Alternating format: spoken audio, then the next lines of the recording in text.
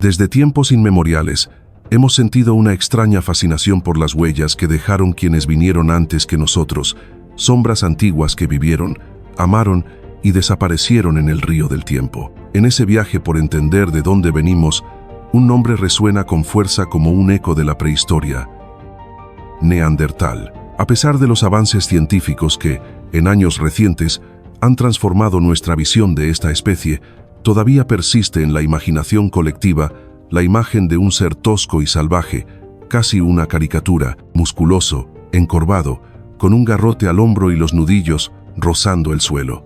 Sin embargo, al quitar el polvo de los estereotipos, lo que emerge es algo mucho más cercano, casi familiar. Si sabemos mirar con atención, en las cenizas de antiguas fogatas, en los restos hallados en cuevas remotas, incluso en fragmentos de nuestro propio ADN, empezamos a reconstruir otra historia. Una historia tejida no solo con herramientas de piedra y huesos, sino también con afecto, vínculos sociales y pérdidas profundas. Más que sobrevivientes del pasado, los neandertales se revelan como seres con emociones complejas, capaces de crear lazos, de cuidar a los suyos y quizá de amar de una forma no tan distinta a la nuestra.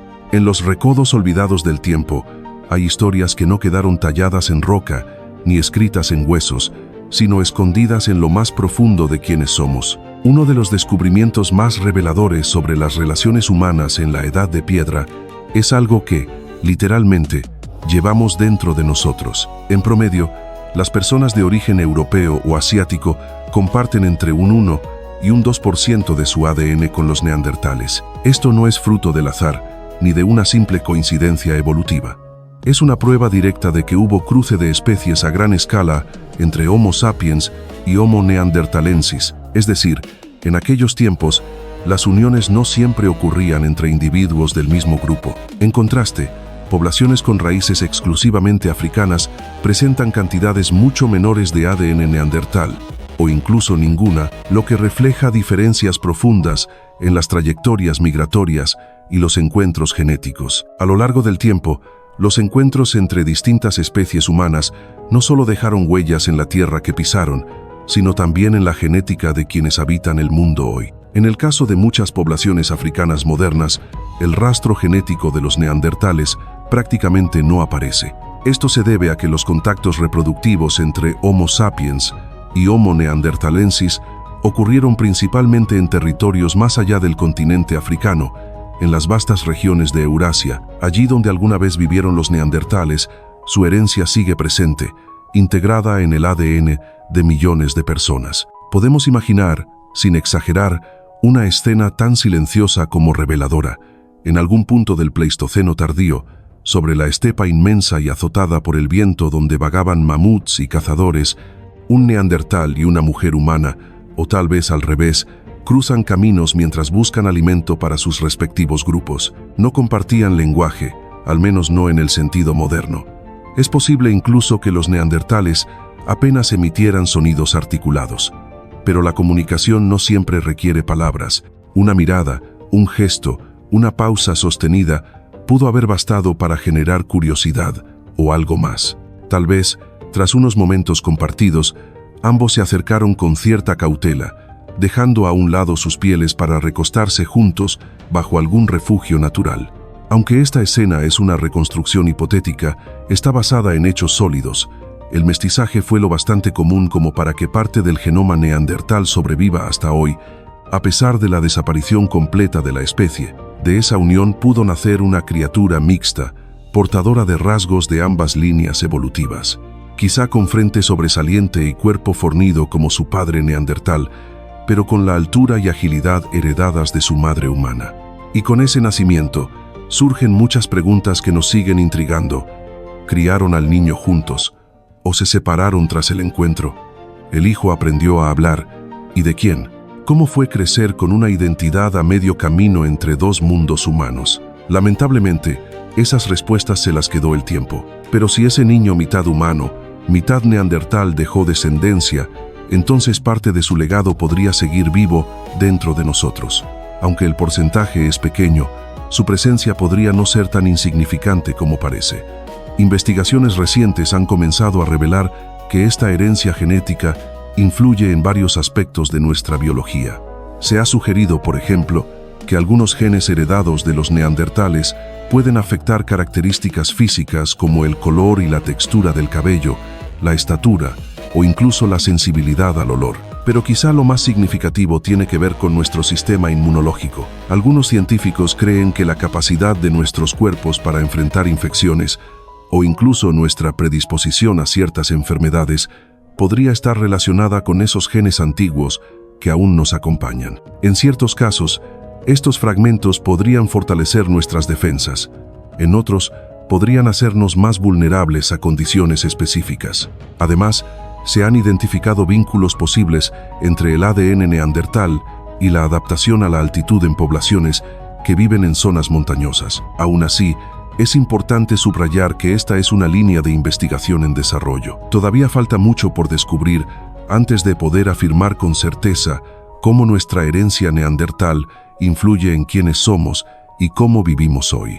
Pero sin duda, el pasado nos habita de formas más sutiles y sorprendentes de lo que imaginamos.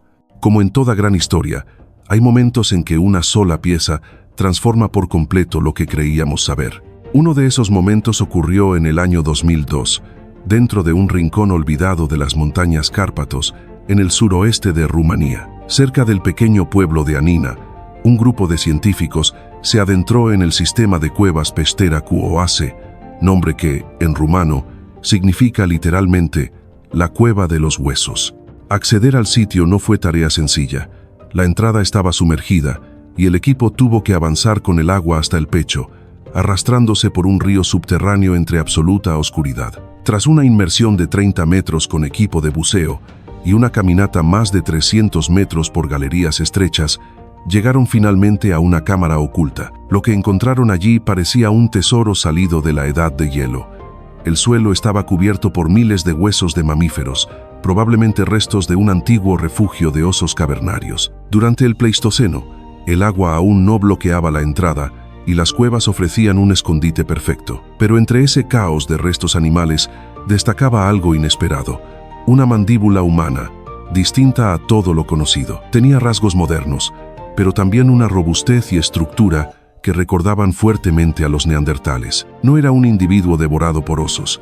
Todo indicaba que había muerto fuera de la cueva y que su cuerpo fue arrastrado hacia adentro por el flujo del río muchos años después. Conscientes de la rareza del hallazgo, los investigadores extrajeron el hueso con sumo cuidado, sospechando que podría ser la clave para entender algo más profundo: el cruce entre Homo sapiens y Homo neanderthalensis. Más de una década después, en 2015, las pruebas genéticas confirmaron lo que en su momento fue solo una sospecha audaz. El individuo tenía cerca de un 9% de ADN neandertal. Esto sugiere que uno de sus antepasados directos, quizá un tatarabuelo o tatarabuela, era un neandertal de linaje puro.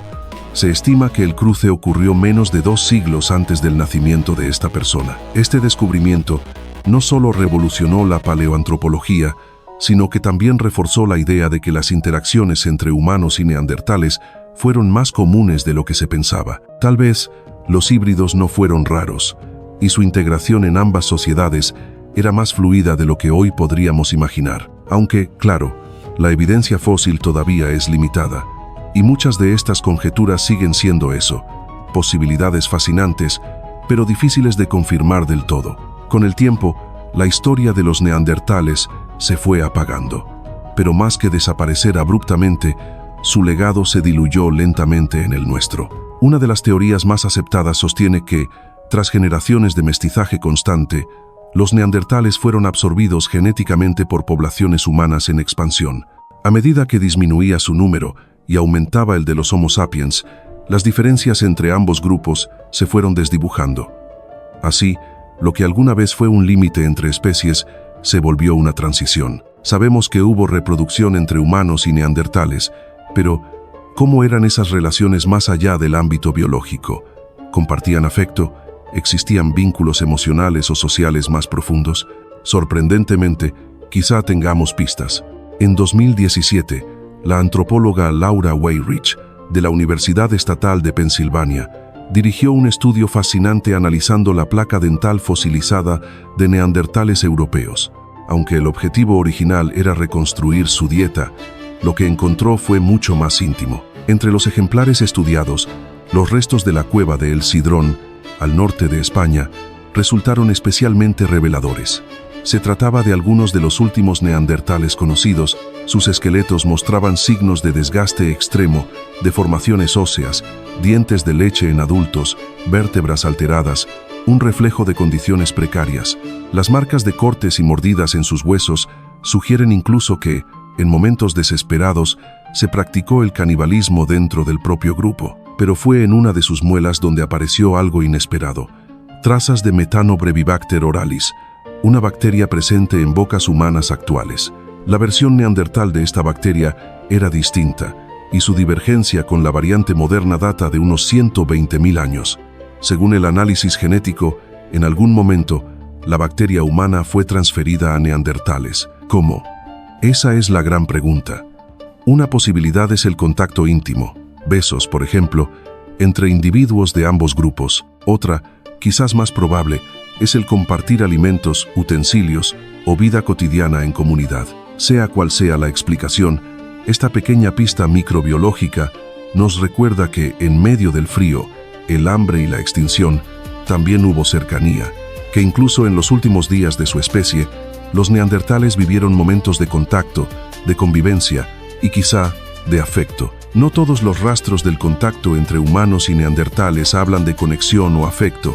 Algunos dejan entrever un costado más oscuro, menos idealizado, el de las enfermedades que viajaron con ellos. Uno de los estudios más llamativos en este campo fue desarrollado por el investigador Bill Pimenov, quien centró su atención en el virus del papiloma humano, VPH, una enfermedad de transmisión sexual que sigue presente hoy en día. Al estudiar la evolución genética del virus, Pimenov notó algo peculiar. Ciertos patrones en su distribución global parecían remontarse al mismo periodo en que nuestros ancestros comenzaron a mezclarse con los neandertales. Existen distintos tipos de VPH, clasificados como A, B y C. El tipo A, el más común en la actualidad, se encuentra principalmente en personas que poseen ADN neandertal, especialmente en Eurasia. En contraste, los tipos B y C se presentan con mayor frecuencia en poblaciones africanas que no tienen herencia genética neandertal. Las estimaciones sitúan la aparición del tipo A entre hace 60.000 y 120.000 años, justo cuando los Homo sapiens comenzaron a migrar fuera de África. La hipótesis que cobra fuerza es que, durante estos encuentros íntimos entre especies, no solo se compartieron genes, sino también virus. Pimenov realizó múltiples estudios para verificar esta teoría, y los resultados fueron consistentes. El virus no fue transmitido en un único caso aislado, sino en múltiples ocasiones a lo largo del tiempo. Esta repetición sugiere que el contacto físico entre humanos y neandertales fue más frecuente y generalizado de lo que muchas veces se asume. Aunque aún queda mucho por estudiar, estas huellas virales añaden una nueva dimensión a la historia compartida entre ambas especies, una que nos recuerda que la evolución no solo se transmite a través de la vida, sino también a través de las vulnerabilidades que compartimos. Sin una máquina del tiempo, reconstruir las relaciones afectivas entre neandertales, ya sea entre ellos o con humanos modernos, es como armar un rompecabezas del que solo tenemos unas cuantas piezas. Aún así, a partir de fósiles, genética y analogías con sociedades cazadoras-recolectoras, se han propuesto diversas hipótesis sobre cómo funcionaban esos vínculos. Por ejemplo, se cree que, en la mayoría de los casos, era el varón quien definía dónde se asentaba la pareja. Si la relación era estable, la familia solía establecerse cerca del grupo de origen del hombre. A partir de ahí, surgían pequeños núcleos familiares. Y si el grupo lograba mantenerse en el tiempo, las hembras jóvenes, al alcanzar la madurez, probablemente abandonaban la comunidad en busca de pareja. En cuanto a la crianza, los registros isotópicos sugieren que los bebés neandertales eran amamantados por cerca de 9 meses y comenzaban el destete alrededor de los 14.